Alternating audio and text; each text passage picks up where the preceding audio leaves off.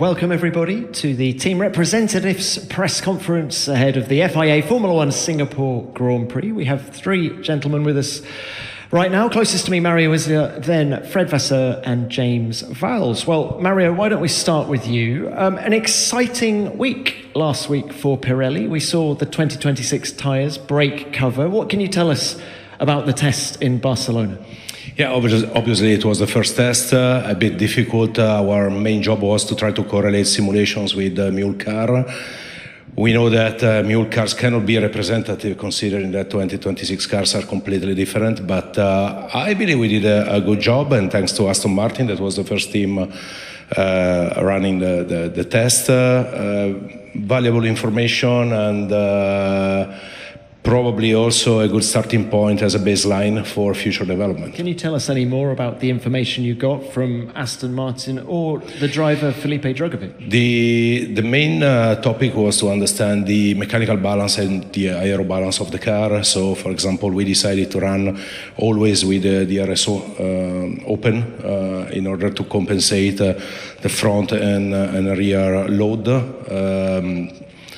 And then they made some adjustment, obviously, to the setup of the car to balance the car properly. But the new size is working well. We didn't find any issue in running or any, some like a lot of graining or other elements that could affect the test. So we are happy with this first test and we are ready for the next two sessions. Well, tell us, what's the plan going forward? Aston have had a go. Which team is next? McLaren then and Alpine for a wet test. This is to the end of the year. And then obviously we are finalizing the test plan for 2025 with all the teams that gave their availability to make a mule car for us, so we are very happy that we can test with all of them. You mentioned 2025. Just a quick word on where you are with next year's tyre compounds. Are they confirmed now? The construction, the new specifications have been homologated by the 1st of September as per regulations, and then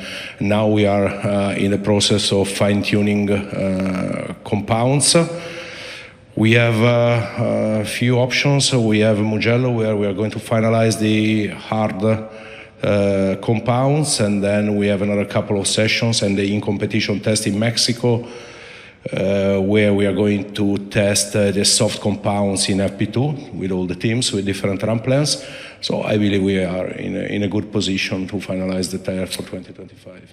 And Mario, a quick word on the here and now in 2024. We saw a sensational race in Baku last weekend. Did the tyres perform as you expected there? Yeah, to be honest, yes. We made some analysis after the race, as we always do, and we didn't find anything, I would say, strange. Obviously, there are many elements that are affecting the tyre behavior, from the setup of the car, track evolution, first laps of the stint that obviously are affecting the level of degradation, but tires were working well. We had some teams able to extract a good performance from the tires, and this is exactly what we want to achieve on a race that was super interesting, but was not just Baku, was Monza, was Spa, was in the last few weeks we had a lot of races that have been super exciting. Clearly, when you have all the teams that are very close in terms of performance, any detail can make a difference, and this is exactly what is happening. Final one from me. Quick word on Singapore, the Marina Bay circuit. There has been some resurfacing work ahead of this year's race. How are you expecting that to affect tyre performance? We measure the grip. The grip is still good. It's quite homogeneous. They use this high-pressure water jet treatment on the asphalt. And so I'm not expecting any surprise from the track. We have seen in FP1 that the track is the level of grip is good, and I'm expecting a lot of track evolution that is quite common on street circuits. Okay, Mario, thank you very much. James, can I come to you next? Two words, first up. Franco Colapinto. He's made an impact, hasn't he? Yeah, he's done an absolutely outstanding job. Just really jumped straight into it, 2 feet first, and has been swimming ever since. But he's doing brilliantly well. And to score points in your second ever Grand Prix be a few seconds behind Alex is extraordinary. And again, this morning, brilliant job. Has he exceeded your expectation? Yes, in as much as we knew he was quick based on, that's why we put him in the car, but expected him to take more time to get up to speed. In Monza, that was about what I would have hoped for, effectively, but going to a new track that you've never been to before and been on the pace, really, in FP1, and even after an accident, coming straight back onto the pace is a challenge, and he's very, very good at absorbing all the pressure that's on his shoulders and just delivering. What's his most impressive quality? How calm he is under pressure. There's a huge amount of... it's always hard to describe what happens to these elite athletes when you step up into Formula One. It's a completely different world, and the pressure mounts exponentially, and he takes it all in his stride. You can hear over the radio, just listen to his voice. He's just incredibly calm and collected and just wants more information, more information. So it's a sign of a really good individual that's able to cope with what's happening. As you say, he's hugely impressive, and knowing what you know now, do you wish you'd brought him into the team earlier in the year? It's an interesting question, because in part, a lot of what we were doing with him behind the scenes is developing him ready for this opportunity. So Silverstone was one of the first times he got into the car, and he'd made a step clearly from where we were in Abu Dhabi the previous year. He'd made some steps across the winter. He'd made some steps in Formula 2. If we'd done this at the beginning of the year, I don't think you'd see the Franco you have today. And I think there's quite a bit of preparation we've been doing in the simulator and otherwise to get him to the region where he is now. In terms of that regret, I mean, making a decision to take a driver out is one of the hardest things you can do in my position. And I had to make sure it was abundantly clear it was the right place. And for me, at the point where we upgraded the car and we've delivered performance with it where it can score points, that's the right line in the sand. So from that perspective, I'm content. All right, that upgrade you talk about was Zandvoort. You've got, I think, a new floor here. Can you just tell us about the impact that is making this weekend? So here's actually suspension, which is a balancing tool and aerodynamics. It really complements the aero upgrade that we put on the car in Zandvoort. But it's working well at the moment. Look, final one. Can we talk about the Constructors' Championship? You're 18 points behind VCarb in P6. How realistic is it, do you think, to aim for P6 by the end of the year?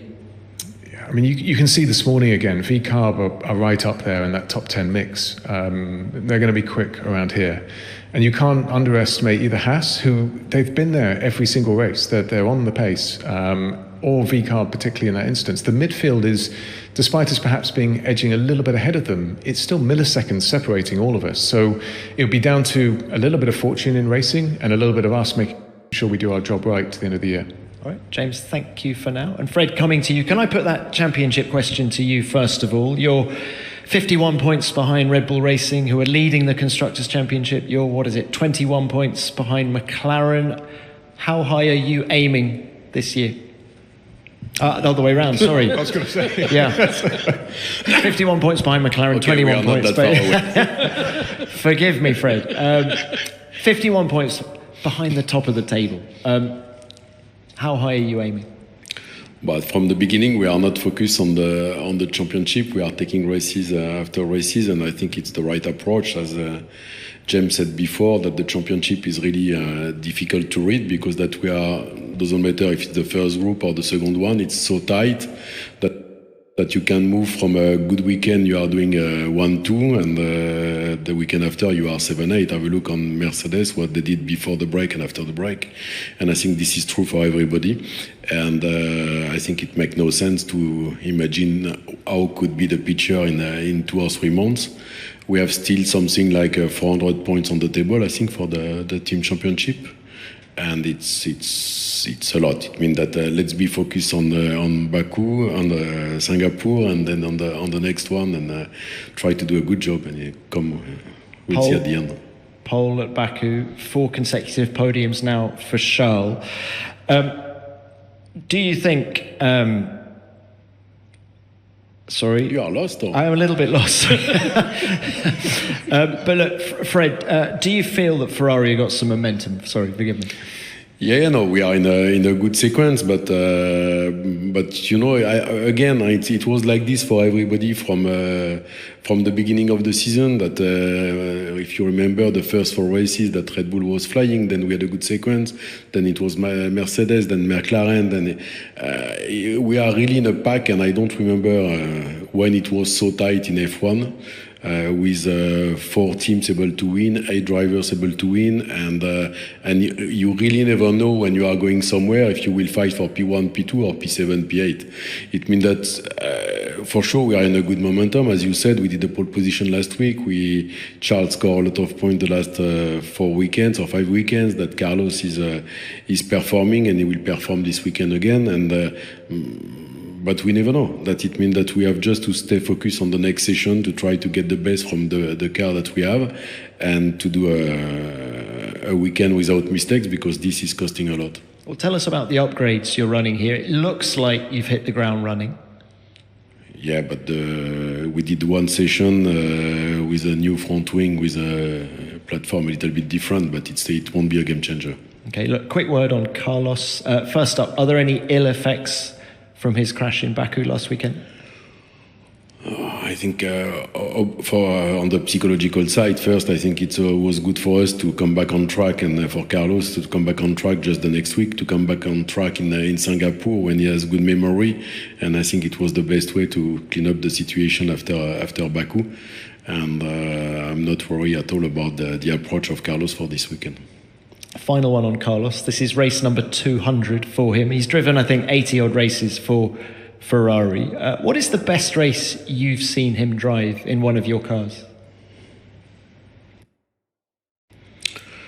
I would say that the last win, it would be the easiest reply, but I think the win of last year in Singapore, because he did the pole position, because he managed very well the pressure from Lando and the Mercedes, and he was very clever in the management of the race, keeping able to slow down to keep Lando and I think it was Russell behind into the DRS to manage this situation. He was mega clever, and it was for me one of the best races that I saw. Was indeed a very clever race. Right, let's open this to the floor. As ever, name and publication. Who's first? Fred. Fred Fairley, keep question to Fred. Are you concerned by the statement the FIA made about the re-ring of the McLaren? Worry, I'm not sure that is the right word. I think there is a kind of confusion between what's happened with the front wing and the rear wing. The front wing, we all agree that it could be a gray area, because that into the TD, the first paragraph of the TD is saying that you can't design a part of the car with the intention of the deformation. Intention is difficult to manage. The rear wing story, it's completely different, because on the article you have also a maximum deflection, and this is black or white. It's not no gray, no dark gray, no light gray. It's black and black. And for me, it's clear. James, can we bring you in on this as well? You can do. I have bigger worries than McLaren's rear wing, if I'm honest. But I think sort of Fred summarised it well, which is, first and foremost, the front wing, there is an element of understanding up and down the pit lane. On the rear wing, I've seen various images. I can't personally assess what it is or is not doing at that point. All we have to do is rely on the FIA doing their checks in the correct way. But there's an intention behind how we're working the cars aerodynamically. All right, thanks both. Where are we going next? Ed, yeah. Ed Straw, the race. One for Fred. What dialogue have you had with the FIA about the McLaren wing? It's understood that they have been told, McLaren, not to have been told to modify the wing so it doesn't flex as much. Are you satisfied with this outcome? Because even if they modify it now, they've had 3 quite good tracks for that kind of characteristic, it's fair to say. This is true. And so far, we had a look on the previous event, and it was only on the low downforce track. I'm not sure that they could or they want to use the same trick in Singapore or in Zandvoort, for example. But again, that we have to give the responsibility to the scrutineering, to the FIA. It's not my job to do it. It's not James' job or whatever. That they have to do it, and we have to trust them. Honestly, that I'm not complaining about this. I think it's more than borderline. We all saw the video and the picture of this, and it's a bit frustrating when, if you remember perfectly the situation in Monza, we had 5 cars in 200 of seconds, and you move from P1, P2 to P5, P6 for 200 of seconds. In Baku, we arrive 10 laps in a row, side by side, turn one. That you can imagine that we have a bit of frustration. All right, thank you, Fred. Next one, please. Yeah. Norman Fischer, motorsporttotal.com. Question is to the two team principals. In the last 12 races, we only had 3 times a full grid of 20 cars because people were taking engine penalties and started from the pit lane. We only have this small grid of 20 cars and we keep removing cars from it. Is this something that should be looked at to give fans more of a spectacle of a full grid? When I look at it, you're correct. The last one, I think, was Lewis with an engine penalty. But before that, I think one of the Alpines was a different problem. I actually think there's an interesting side to it, which is when you're in a battle that's that tight at the back and you're at the back end of it, you're effectively throwing the dice to try a completely different setup, which is why they're doing it. They're not doing it because they want to add technical components. I know Lewis did, but that's an outlier. And it creates a very different dynamic in the race and more learning. So from that perspective, it sort of shuffles the race up a little bit more than it would do if they just lined up on the grid. I don't think that's necessarily a bad item. I think on PU penalties, we're not in a bad place now. Lewis obviously had some issues before, which is why it's there. But with the 4 PUs on the grid, you're seeing cars near enough always wanting to hold on to position. I think all you're seeing is a natural element of such a tight midfield now that if you're at the back of it, you've got to try something different. I think each case is different, but if you have a look now, we are at race 17. Tom. And I'm not sure that a lot of drivers took penalty just for the comfort or for performance interest for the future. That we are all on our path to do the season with 4 engines. Perhaps that we won't achieve it, but it's the right limit. Now you have I think it's more your question, that you have some decision to start from the pit lane for comfort or performance and so.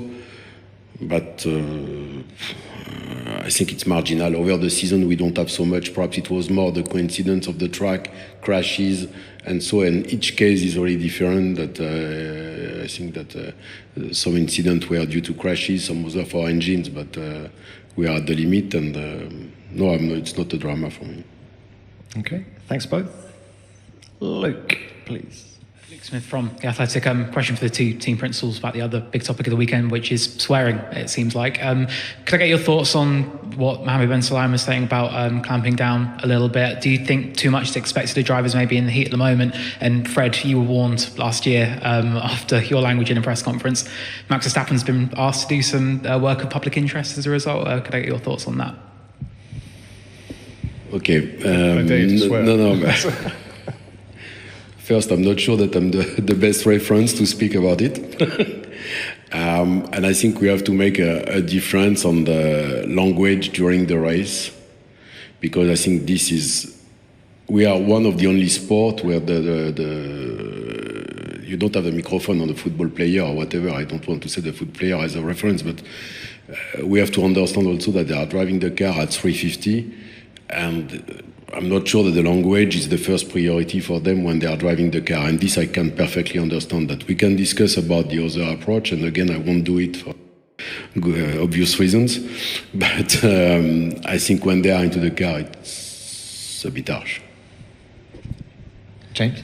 I think Fred's right. I mean, it's when you're actually out there in the moment, and even at a point where you think someone has challenged your life, which is often some of the maneuvers that end up being, all of you, everyone in this room would have an emotional reaction to that. There were 2 differences to it. Clearly, I understand we're a world sport and there's elements that we have to remain under control. And there are other situations where perhaps language has been used on a slowdown lap in a station in a pit lane that can absolutely be avoided. But we have to also try and keep in mind that we have some of the most elite athletes in the world putting their life on the line as gladiators, and that will cause an emotional reaction. And as much words as I can use with them here in the calm of the moment, you've still got adrenaline through the body, and it'll be very difficult to change that period. I mean, Franco swore today, if I'm completely transparent, but we'll have a chat with him later about that. That wasn't for any other reason, he forgot something. That we can clean up. But I think in the heat of the moment, we're asking a lot of athletes. Thanks both. Any more? Yes, Adam. Norman Fischer, motorsporttotal.com. Following up from my question earlier, we've got the budget on the engines now as well. Could this be a good point to get rid of engine penalties?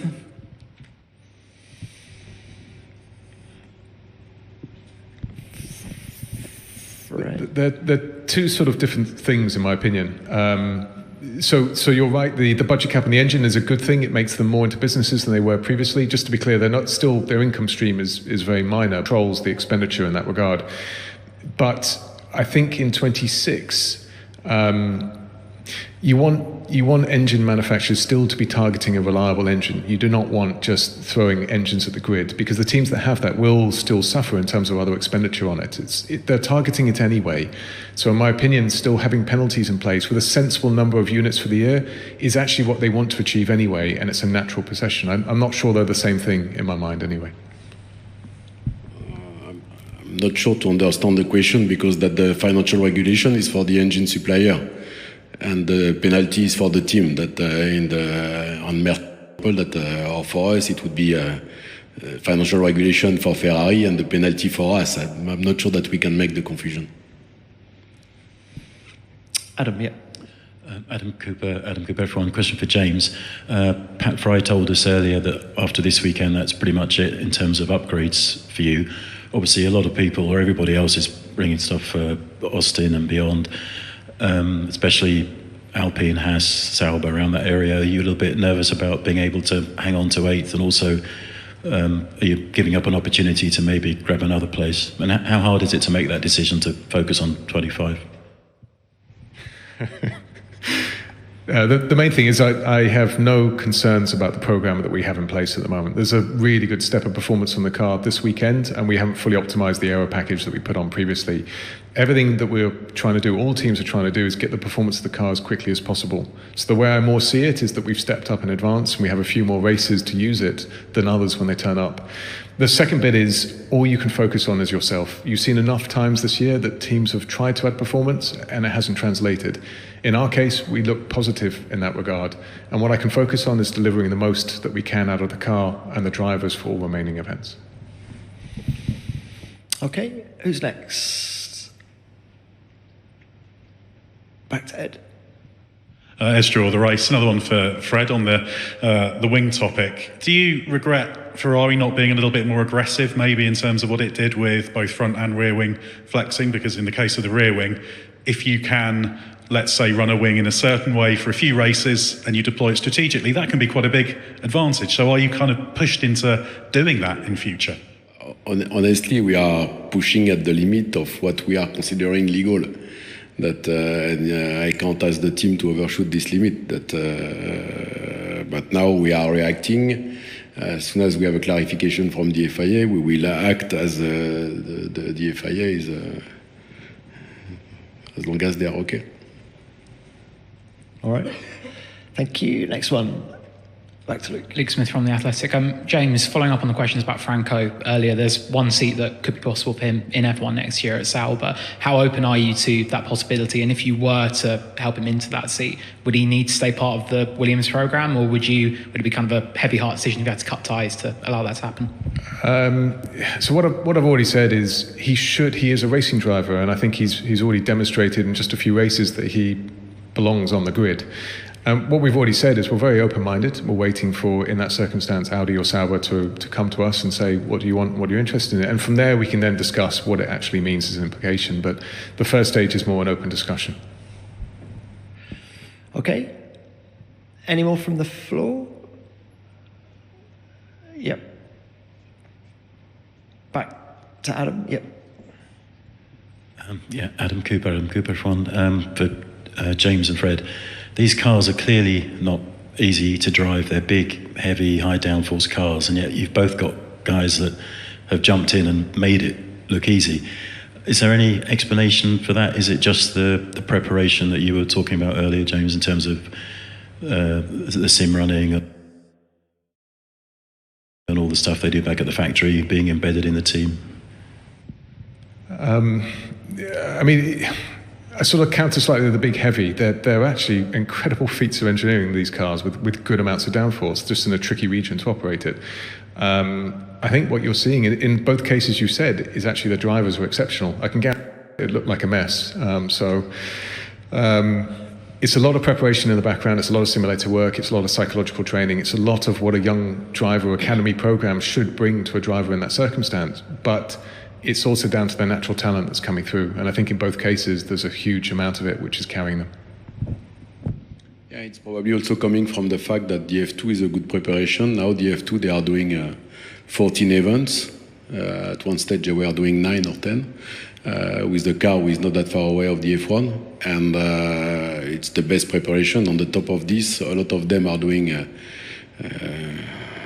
tons of days of simulator and so, and they are at the level. Now, I'm not sure, and as James said at the beginning, the main issue for me is not the speed, because the speed, you can find a couple of drivers with a good speed. I'm not speaking for mega speed, but with a good speed and a decent one. It's more to manage the weekend and to not do mistakes.